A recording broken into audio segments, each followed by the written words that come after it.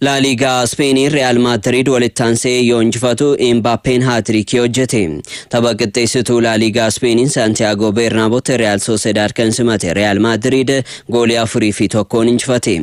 Taphataan sarara fuulduraa lammii France Kylian Mbappén goolii 3 galchuudhaan haatriikii hojjeteera.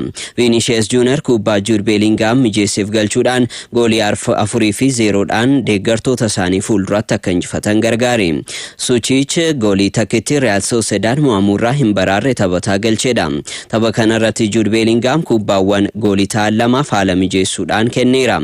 Warri Los Blancos qabxii 6 dursummaa La Liga Spain qabataniiru. Sevilla fi Real Betis qabxii 6 wal qixaan ittaanu. Torbee sadaffaa Real Madrid Malaga waliyyoo taphatu Real Sociedad sanbata Ispaanyol keessummeessa.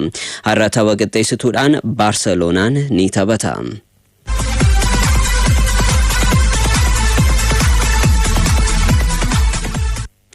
Marsaa lammaffaa waancaa Kaaraabaa Ingilaandin Tootenaamii fi Niwukaasel injifatan. Bara dorgommii itti aanu fooyya'ee dhiyaachuudhaaf hojjechaa kan jiru Tootenaam Kaaraabaa'uudhaan milkaa'eera.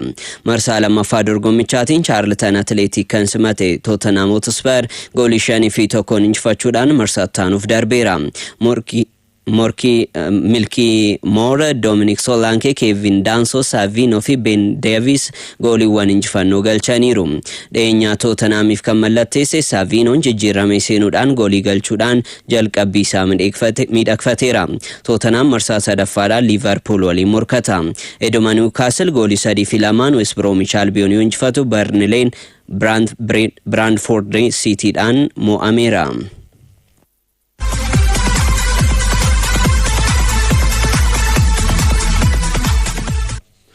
Oduu jijjiirraadhaan wal qabatanii osoo hin darbiin odeeffannoowwan jijjiirraa amma ba'an muraasa simbiraan ga'uudhaaf Liverpool Bradley Barcola Paris Saint-Germain irraa mallatteessifachuudhaaf walii galee jira. Liverpool taphataa kana jalqabarra paawundii miliyoona 100 kaffaluudhaan mallatteessifachuudhaaf kan walii galee. Paris Saint-Germain jijjiirraa taphataa kanarraa yuuroo miliyoona 100 fi miliyoona 40 maallaqa jalqaba kaffalamuu fi adeemsa keessa kaffalamurraa argachuudhaaf karoora qaba. Sa'aatii 24 dhufan keessatti jijjiirraan kun jijjiirraa xumuramuu danda'udha. Barcolaan carraa jalqabarraa Paris Saint-Germain keessattiin hiriiruu erga dhabeen boodadha gara Liverpool imaluudhaaf fedhiinsaa kan dabale. Amma Liverpool waliin bara dhufu taphataa arginu ta'uu danda'a.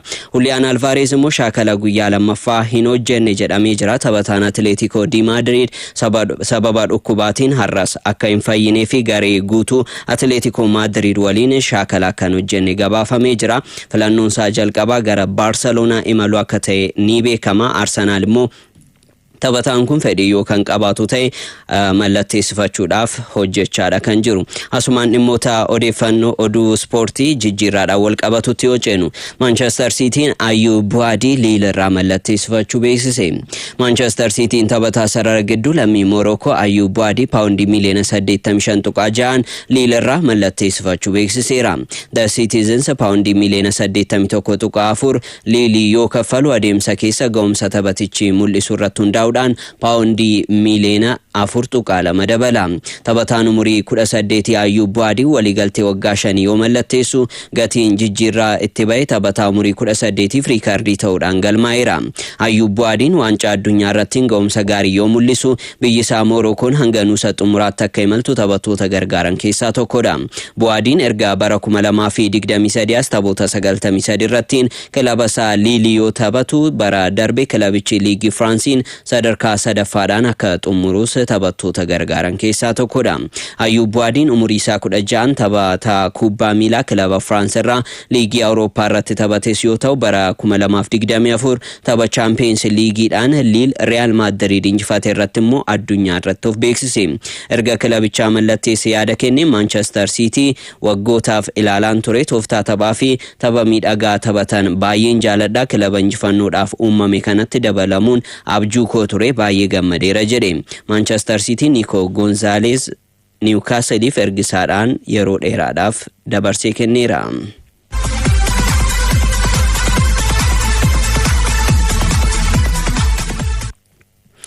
Kilaboonni Premier League England gurgurtaa taphattoota irraa galii guddaa argachuudhaan riikardii Monaco fooyyessuudhaaf imalaa jiru. Kilaboonni liigichaa jijjiirraa taphattoota ganna kanaan baasii fi galiin isaanii gaariidha jedhamee gabaasa Abbabaa Lamaayyoo akka ta'utti qindaa'eera.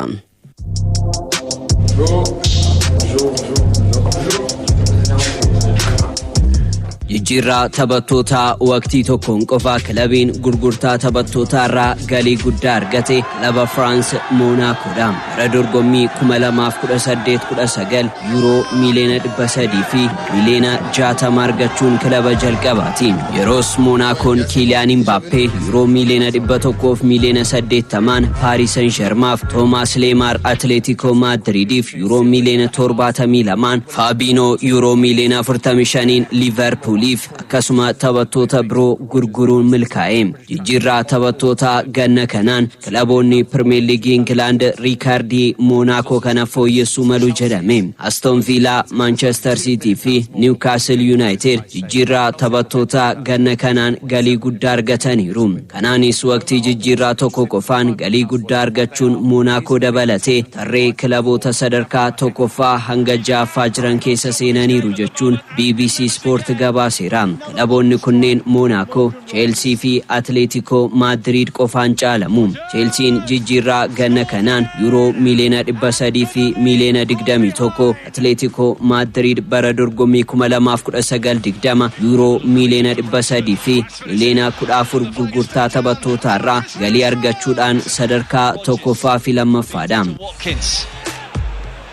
Starting to be crowded out. Rodgers are going for goal and finding the back of the net superbly. Akka gabaasa transfer marketitti Aston Villaan gurgurtaa taphattoota irraa euro miliyoona 200 fi miliyoona 93.1 argateera. Morgan Rogers euro miliyoona 100 fi miliyoona 38 Chelseaf mallatteesse. Dabalataan Ezri Konsa Arsenal, Yuri Telemans Manchester United akkasuma Lucas Digne Paris Saint-Germain gurgureera. Manchester Cityn jijjiirraa ganna kanaan euro miliyoona 200 fi miliyoona 78.6 gurgurtaa taphattoota irraa argateera. Nico Gonzalez paawundii miliyoona 50 Newcastle Unitedif mallatteesse. The Citizens maallaqa Nico dabalatee Jack Grealish City gaddisnaan galiin isaa kilaba kanaa ol ta'uu danda'a. Newcastle United gurgurtaa taphattoota kilabichaa turan Sandro Tonali, Bruno Guimaraes fi Anthony Gordon irraa euro miliyoona 200 fi miliyoona 75.5 argateera. Akka odeeffannoo transfer marketitti kilaboonni Premier League England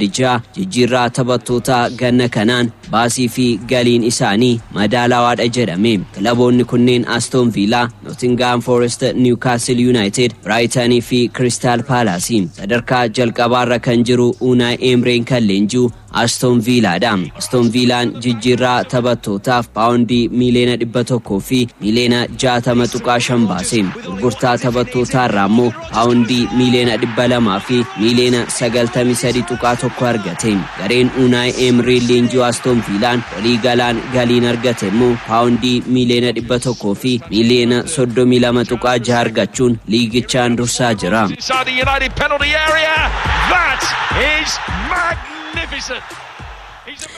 Champions League Awurooppaa bara 2026-27 eegaluudhaaf taphoonni gulaallii duraa taphatamaa turan guyyaa kaleessaa xumuramee jira. Har'ammoo sa'aatii tokkorraa eegaluudhaan galgala har'a Ramaddiin Nibaa eenyutuun eenyu waliin walitti dhufuu danda'a kan jedhu kan eegamudha. Hamza Braanu Buunoo Baddalleerraa kan barreesse isin dhaggeeffachaa jira.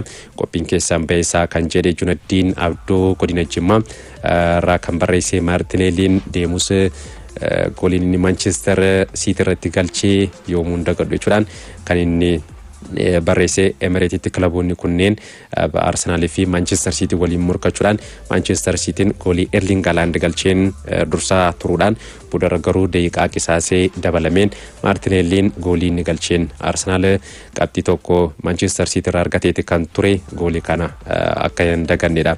Junaddiin Abdoo kan barreesse Magarsaa Muusaa Ilubbaaboo Riyaayurraa kan barreesse Manchester Cityn Jack Grealish tursiisuu qaba jechuudhaan kan barreesse Kalleel Sultaan Buunoo Baddalleerraa Arsenal jechuudhaan kan barreesse akkasumas Awwal Jihaad Jimmaa Qarsaarraa Liverpool Ismail Assar dafee mallatteessifachuu qaba jechuudhaan kan nuuf katabe Musliim Abbaa Moggaa Jimmaa Qarsaaraa Chelsiin goleeqa mallatteessifachuu qaba jedhe Amir Abdoo Bunnoo Baddallee Boorachaaraa Victor Yokeres gurguramuun qabu Arsenal keessa turuu qaba jedhe Gaazaliyaamiin Nadii Gibeerraa qophiin keessaan beeysaa jechuudhaan kan barreesse Eliyaas Olaanaa Iluu Abbaaboor Daarii Murraa Manchester United fi Amad Diallo waan walqabatu kan jedhe akkasumas Samuel Bultii Wallagga Baasaa Sigaraa Enzo Fernandez Manchester City Chelsea Enzo Fernandez dabarsee Manchester City tti gurguruun qabu jechuudhaan kan nuuf hedduu barraan keessa